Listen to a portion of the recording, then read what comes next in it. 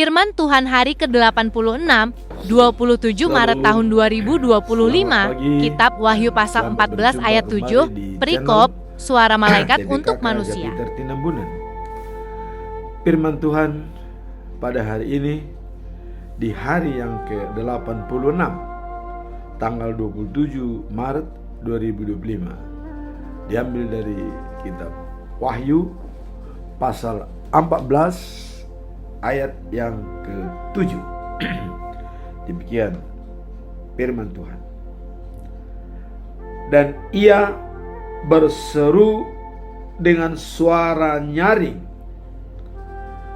takutlah akan Allah dan muliakanlah Dia, karena telah tiba saat penghakimannya, dan sembahlah Dia yang telah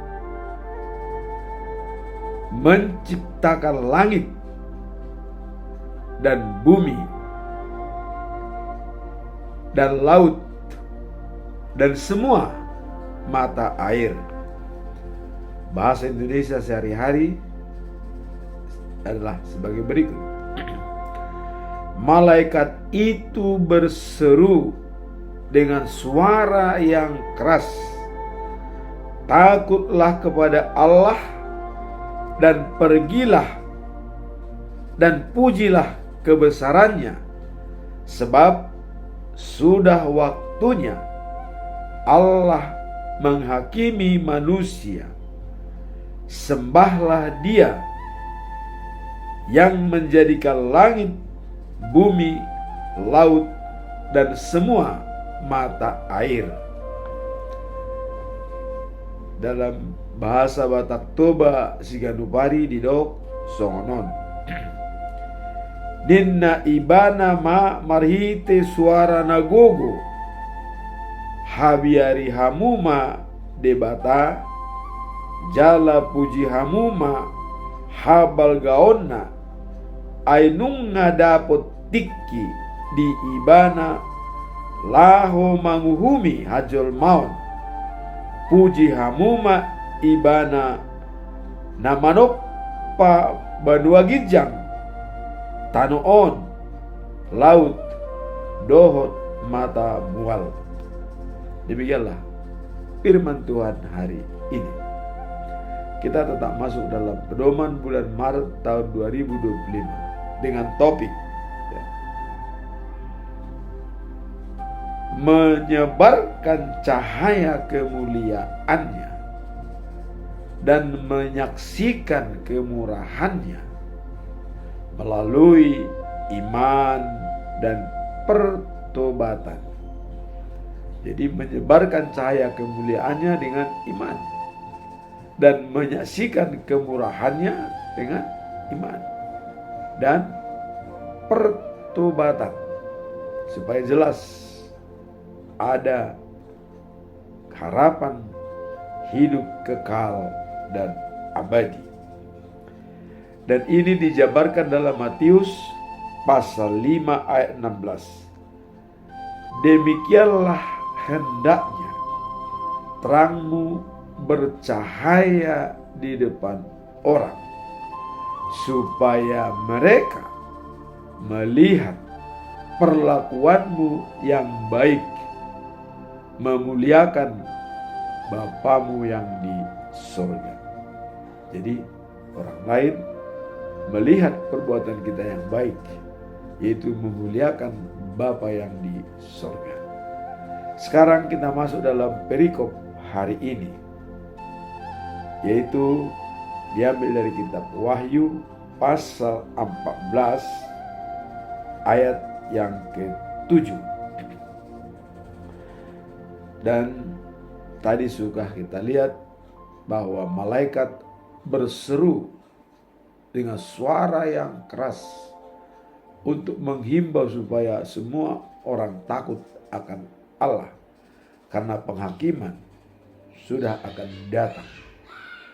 Dan Dia sebagai pencipta langit dan bumi, laut, dan juga mata air. Apa makna dari perikop ini? kita lihat ayat ini ya menyejukkan, menegaskan bahwa pentingnya menyembah Tuhan. Jadi ayat ini menegaskan bahwa pentingnya menyembah Tuhan dan mengakui kuasanya sebagai pencipta. Jadi di sini menyembah Tuhan dan mengakui kuasanya sebagai pencipta. Itulah makna daripada perikop ini. Apa pesan moral daripada perikop ini atau makna tersebut? Mari kita lihat. Pesan moralnya adalah hidup sesuai kehendaknya dan menjauh dari hal-hal yang mengalihkan perhatian dari iman yang teguh dan percaya pada Allah. Jadi kalau ada hal-hal yang bisa mengalihkan iman kita, itu harus kita jaga. Jangan sampai kita bisa mengalihkan keyakinan kita akibat dorongan daripada daging atau adanya kebutuhan duniawi. Jangan sampai kita tergoda.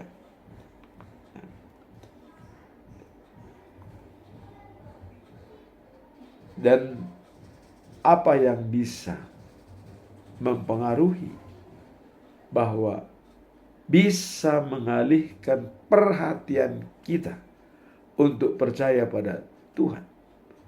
Ada 3 tantangan yang besar. Pertama, selera dan nafsi. Karena selera bisa membuat pertentangan. Karena nafsu kita bisa tergoda. Kemudian kesombongan dan kepura-puraan. Kadang-kadang kita berlindung pada popularitas orang lain, padahal kita tidak kenal dengan dia. Tapi kita membangga-banggakan dia dan seolah-olah kita tahu persis siapa dia. Ya, kadang-kadang ini di Lapotuak terjadi ya, membicarakan politik, pertempuran antara Israel dan juga di Palestina dibicarakan panjang lebar, padahal tidak tahu apa maksud daripada perjuangan tersebut. Itulah ada istilah kesombongan dan kepura-puraan, membicarakan hal-hal yang tidak mereka tahu. Kemudian yang ketiga ada aspirasi dan ambisi. Karena aspirasi kita bisa membuat berubah haluan. Karena ambisi kita bisa menghalalkan segala cara. Itulah tantangan dari pesan moral pada pagi hari ini. Sekarang apa pembelajaran yang bisa kita lihat dari perikop ini? Ya. Mari kita lihat. Pembelajaran daripada kitab Wahyu ini, pertama, pentingnya menyembah Allah sebagai pencipta dan mengingatkan kita akan datangnya penghakiman. Hal ini menunjukkan ya, penghormatan dan pengakuan kita atas kuasanya. Jadi dengan adanya penghakiman, maka kita diwajibkan untuk menghormati yang menghakimi kita dan mengakui kekuasaannya, bahwa dialah yang menentukan hidup kita. Maka di sini saya selalu mengatakan ya, kita harus berfokus pada tujuan akhir, life after life. Hidup setelah kehidupan sekarang, the new of Jerusalem, adanya di Jerusalem yang baru. Itulah tujuan akhir hidup kita. Pembelajaran kedua, dalam kehidupan sehari-hari. Nah, ini dalam kehidupan sehari-hari. Hal ini seharusnya mendorong kita untuk hidup sesuai dengan kehendaknya dan menjauhi dari hal-hal yang mengalihkan perhatian dan iman percaya kita.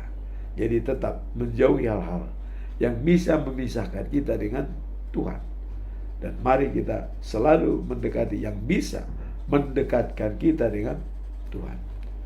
Pembelajaran yang ketiga. Kitab Wahyu menggambarkan saat-saat akhir di mana umat manusia diingatkan. Ini peringatan untuk tidak mengabaikan panggilan Tuhan, agar mereka kembali kepadanya dan menjauh dari segala tipu daya yang bisa mengalihkan perhatian mereka. Jadi menjaga adanya tipu daya. Nah, kemudian kita tahu bahwa ada penghakiman akhir daripada hidup kita. Maka kita dituntut untuk siap menjalani penghakiman itu. Dan ada istilah segitu, berani karena benar, tapi kita takut karena salah. Kalau kita berada dalam kebenaran, tidak ada masalah menghadapi penghakiman yang akan diberikan oleh Tuhan. Pembelajaran yang keempat, melalui ajaran ini. Nah, jadi melalui ajaran ini yang terlalu waspada, penghakiman ada, kita diajak untuk menerangkan bagaimana hidup sehari-hari. Jadi merefleksikan pengabdian kepada Allah, terutama di masa-masa yang penuh tantangan. Jadi dalam kehidupan sehari-hari kita harus merefleksikan atau menyatakan sikap untuk mengabdi kepada Allah. Jadi pengabdian kepada Allah adalah suatu implementasi dari kehidupan kita sehari-hari, agar kita bisa benar-benar selamat di hadapan Tuhan. Sekarang kita sudah melihat pembelajaran pesan moral dan makna perikop ini. Kita sekarang masuk dalam conclusion atau kesimpulan. Saya tetap mengajukan dengan 3 pertanyaan besar yang harus kita jawab. Pertanyaan pertama, mengapa ketakutan akan Tuhan menjadi dasar bagi kehidupan iman yang kuat? Kenapa takut akan Tuhan dikatakan sebagai fondasional prinsip untuk iman yang kuat? Kenapa? Ketakutan akan Tuhan menjadi fondasi bagi kehidupan iman yang teguh. Jadi dikatakan di sini adalah ketakutan akan Tuhan menjadi fondasi iman yang teguh. Kenapa? Karena itu mencerminkan rasa hormat dan kewaspadaan kita terhadap kebesarannya. Jadi artinya kita menghormati dan juga adalah waspada pada kebesaran Tuhan. Fondasi kita untuk menjaga kebesaran Tuhan. Dalam Amsal 1 ayat yang ke-7 dikatakan, ketakutan akan Tuhan adalah permulaan pengetahuan. Tetapi orang bodoh menghina hikmat dan didikan. Jadi di sini digambarkan bagi orang bodoh dan orang yang pintar. Bagi orang yang pintar, takut akan Tuhan adalah permulaan pengetahuan. Jadi pengetahuan itu dasarnya adalah takut akan Tuhan. Kalau tidak takut akan Tuhan, pengetahuan itu sia-sia, bukan artinya. Nah, kemudian kalau orang bodoh, katanya ya di sini bahwa menghina hikmat dan didikan. Jadi tidak menghargai hikmat dan didikan itu bagi orang bodoh. Nah, itulah yang dikatakan bahwa takut akan Tuhan adalah foundational prinsip untuk mengetahui segala sesuatu. Jadi permulaan daripada pengetahuan. Nah, jadi rasa takut akan Tuhan menjadi dasar bagi iman yang kokoh dan mengarahkan kita untuk menghormati kebesaran dan kudusnya Tuhan. Jadi ini bisa menjadi mengajarkan kita untuk menghormati kebesaran dan kudusnya Tuhan. Hal ini bukan hanya membentuk karakter kita, tapi juga memperkuat hubungan kita dengan Tuhan, menjadikan kita lebih peka terhadap tuntunannya dalam kehidupan sehari-hari. Jadi bukan hanya membentuk karakter dengan mengakui kebesaran dan kekudusan Tuhan, bukan hanya menciptakan karakter kita yang baik, tetapi di sini dikatakan juga memperkuat hubungan kita dengan Tuhan, menjadikan kita lebih peka terhadap tuntunannya dalam kehidupan sehari-hari.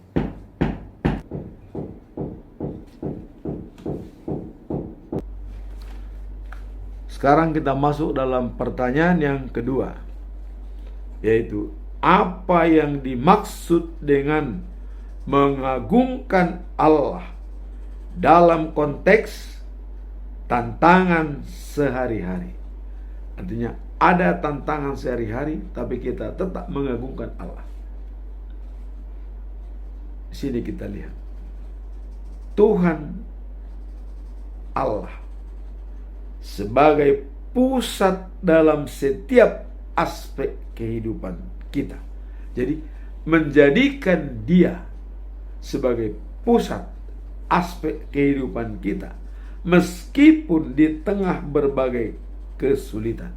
Jadi kesulitan yang kita hadapi bukan menjadi tantangan untuk tetap mengagungkan Tuhan, untuk tetap pusat daripada perhatian kita untuk memuliakan Dia. Dalam Kolose pasal 3 ayat 23 dikatakan sebagai berikut.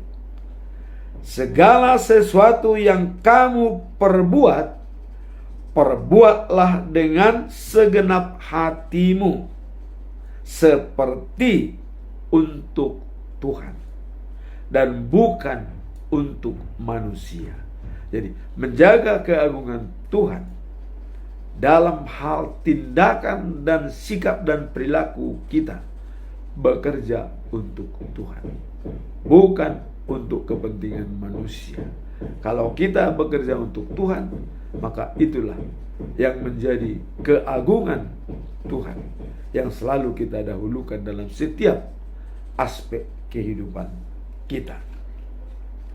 Nah, kemudian menunjukkan bahwa segala tindakan yang kita lakukan, baik itu pekerjaan, interaksi dengan orang lain, maupun keputusan sehari-hari seharusnya dilakukan dengan tujuan untuk memuliakan Allah.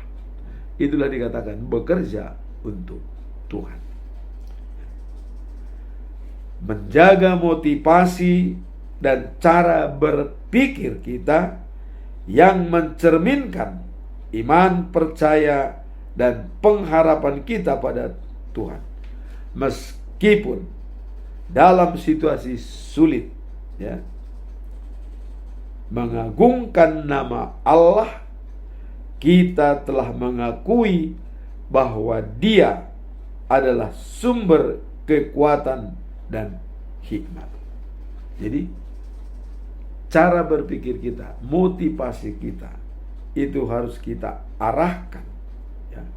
Dan pekerjaan kita berinteraksi dengan orang lain maupun keputusan sehari-hari yang kita ambil dilakukan dengan tujuan untuk memuliakan Tuhan.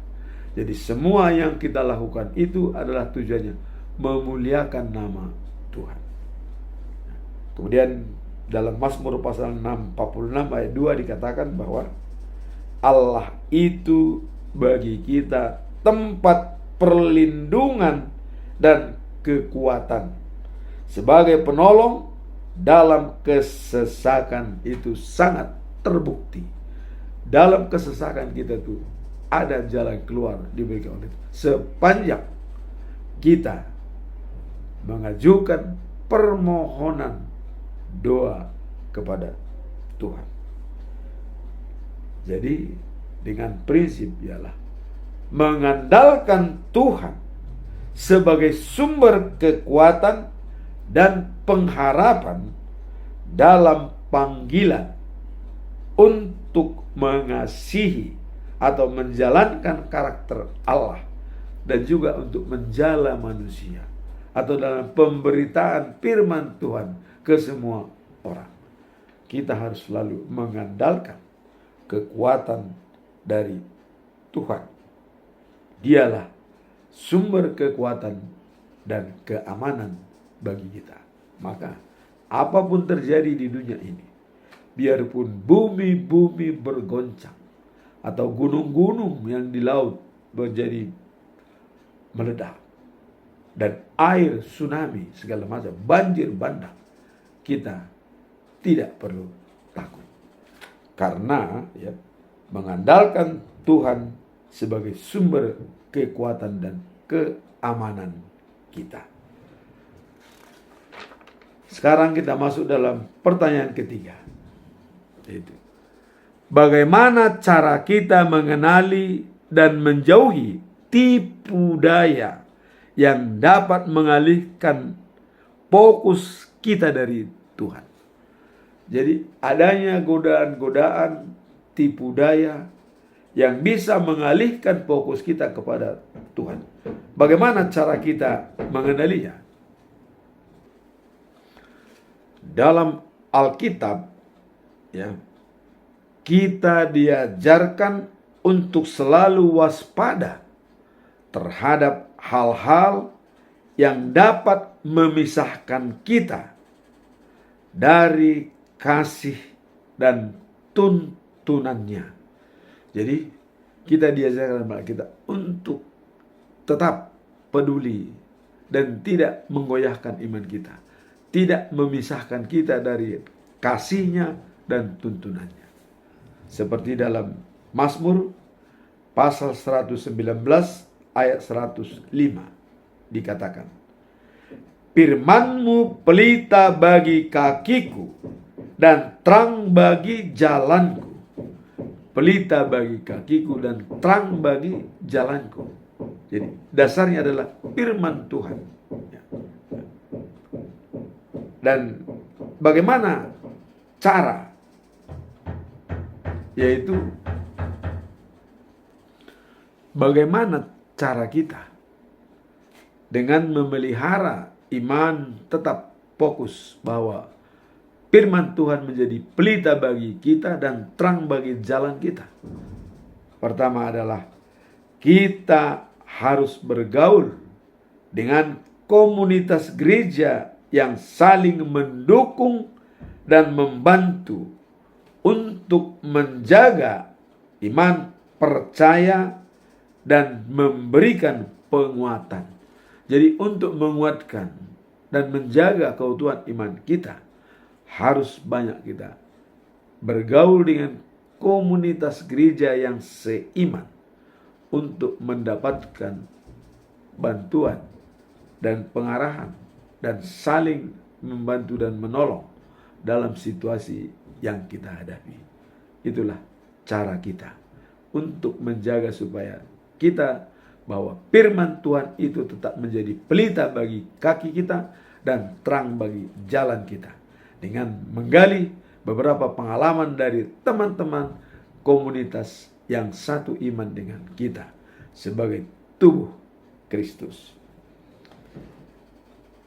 Nah, kemudian dalam 1 Yohanes pasal 2 ayat 15 sampai 17 dikatakan begini. Janganlah kamu mencintai dunia ini dan apa yang ada di dalamnya. Jika seorang mengasihi dunia, maka kasih Bapa tidak ada di dalamnya. Sebab segala sesuatu yang ada dalam dunia, yakni keinginan daging, dan kegembiraan, keinginan mata, dan kebanggaan hidup, bukanlah berasal dari Bapa, melainkan dari dunia. Dan dunia ini sedang lenyap dengan segala keinginannya. Tetapi siapa yang melakukan kehendak Allah, ia akan hidup selama-lamanya. Kenapa dikatakan jangan bergaul dengan dunia ini? Karena keinginan dunia ini berbeda dengan keinginan Bapa. Artinya lebih menjurus kepada hawa nafsu, kesombongan dan kepura-puraan, aspirasi dan ambisi. Itulah keinginan dunia.